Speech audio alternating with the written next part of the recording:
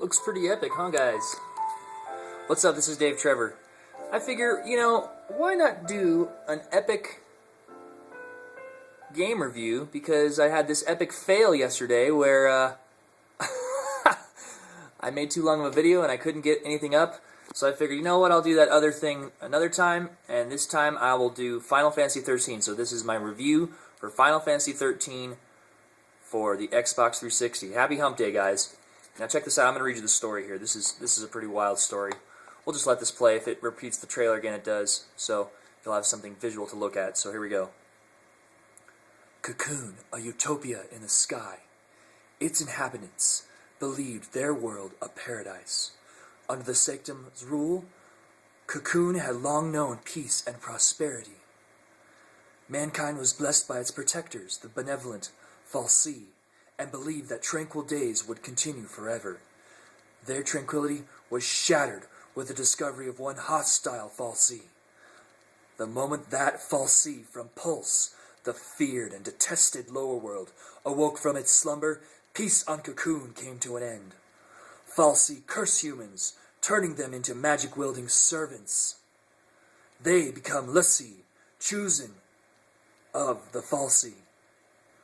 Those branded with the mark of a fal'cie carry the burden of either fulfilling their focus or facing a fate harsher than death itself, a prayer for redemption, a wish to protect the world, a promise to change destiny. After 13 days of fates intertwined, the battle begins. Pretty epic, right? So yeah, that's the story of Final Fantasy XIII, and there's obviously a lot more to it than that. The characters, I'm going to read these off. I don't need to give all the specifics, but I will say who they are. You've got Lightning.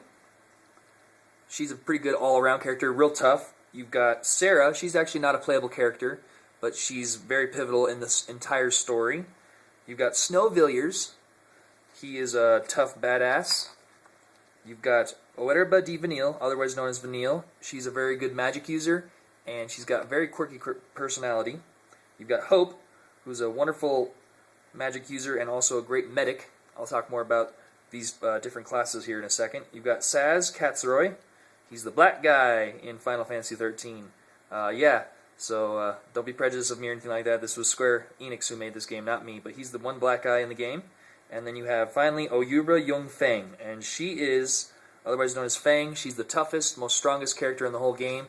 And, yeah.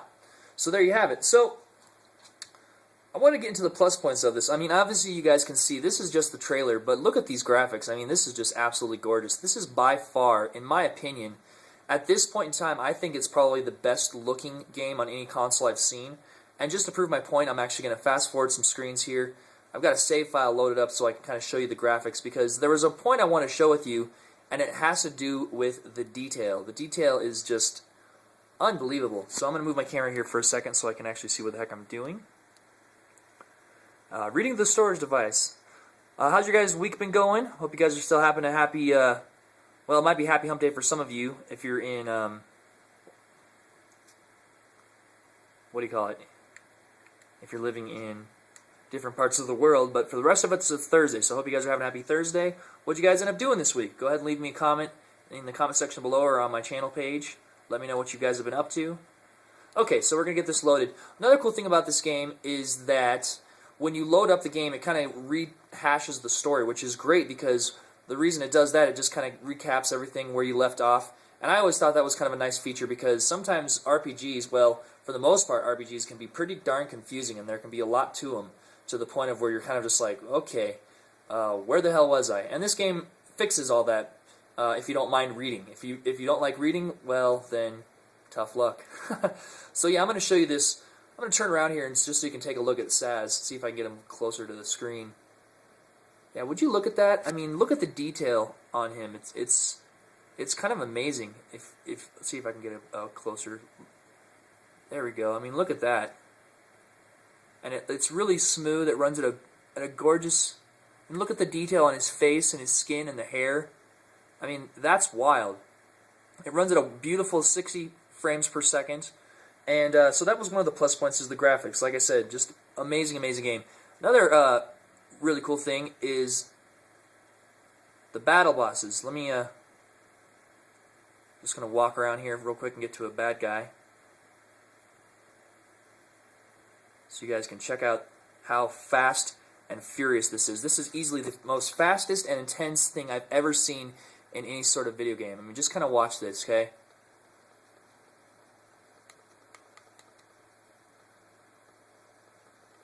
And the cool thing in this game is you have these things called paradigm shifts, and this paradigm shift can make it so you can change classes, because I was talking about medics and I was talking about magic users. With the shift of the button, you guys can change, and you know, now I'm curing, and then I can change again on the fly, and I'll be casting spells, and that's what's so cool about this game. It makes this game absolutely intense as far as battle sequences go, and this and that and the other, but it's a great addition to the game. Easily one of the coolest additions, and just... yeah,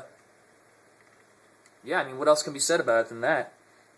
As you guys are already seeing too, as I'm finishing up this battle, the cutscenes in this game were absolutely astounding. I mean, the cutscenes in the game that they have during the gameplay is as good, if not better, than the trailer. And I was just kind of blown away by the fact that, well, I mean, you know, they were able to do that. But Final Fantasy is one of these series where they always take pride in their games, and the people really take a good care of what's going on with the game. And Square Enix, formerly known as Squaresoft, these guys really pay attention to detail. They pay attention to detail, they pay attention to the story, they pay attention to the graphics, the mechanics, make sure everything is as smooth as it could possibly be.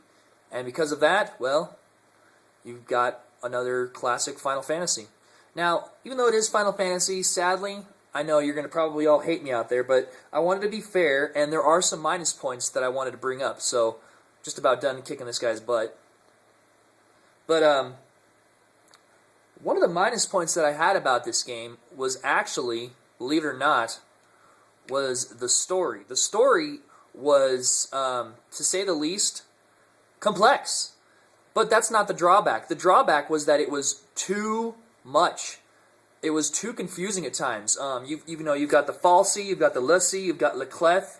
It almost seemed like when the designers were making the game that they were kind of like just taking their, well, not taking their sweet time, but rushing things to make it a U.S. release date or something like that. And because of that, it really lost a lot of hardcore gamers. I'd watched some other reviews, and I had checked out some other people interested in this game, and that's what I found, and I was kind of like, wow, well, okay. So that would be my first minus point. I don't need to go into that any further. Second thing I was saying was there's this linear aspect in the game, and what I mean by that is that in all Final Fantasies, whether it was Final Fantasy III, otherwise known as Final Fantasy VI on the PlayStation, or Final Fantasy III on the Super Nintendo, you guys pick, which was easily my favorite Final Fantasy.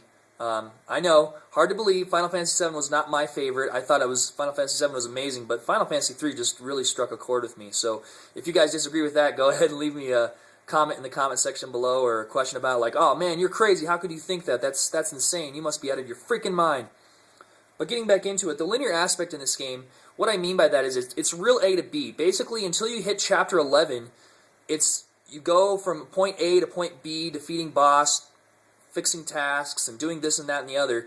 And then finally, when you get to Chapter 11, which is a good, probably 30 hours into the game, you get to open up. There's side quests, there's different offshoots and different things that you can do. And it's only until you ran into Grand Pulse, the other planet that's in this game, because you've got Cocoon and you've got Pulse. When you finally get to Pulse, the game opens up for you. And that was a real frustration because, I mean, come on, really?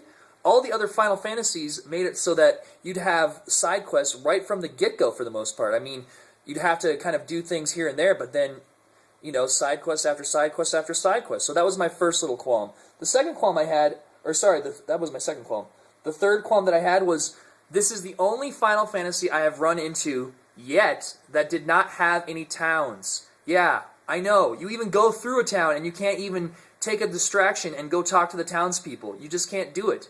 And that was a real frustration, especially being a hardcore Final Fantasy fan, because I've pretty much played all of them since Final Fantasy Final Fantasy II on the Super Nintendo, excuse me, and they all had towns, and you could buy weapons. And the way you buy weapons here is you go to these like little ATM/computers. I could tell they were trying to go for a futuristic vibe, but it took out something for me as a hardcore Final Fantasy fan, and it actually was semi-disappointing. I thought it was still a cool aspect, but they could have even had that same sort of thing in a town, and they didn't. And that was a real freaking drag. So those are my minus points. Overall, I'd say that I'd give this a solid 4 humps. It was a beautiful game. I mean, look again, it's gorgeous. The mechanics are incredible. It's what you would expect from a Final Fantasy series, but sadly, it fell short with those minus points. So I'm going to give it 4 solid humps. I couldn't give it a 5, and I felt really bad because it is Final Fantasy, and like I said, I'm a hardcore RPG gamer. But yeah, so 4 stars. I mean, if you guys or 4 humps. If you guys disagree, let me know. If you guys agree, let me know. Comment section below or on my channel page. And yeah, so I'll have another Happy Hump Day review on actual Hump Day for sure, without any sort of hiccups, next Wednesday. And if you guys haven't already, feel free to subscribe. Big yellow button up top, big yellow button at the bottom, and I will talk to you guys later. Take care.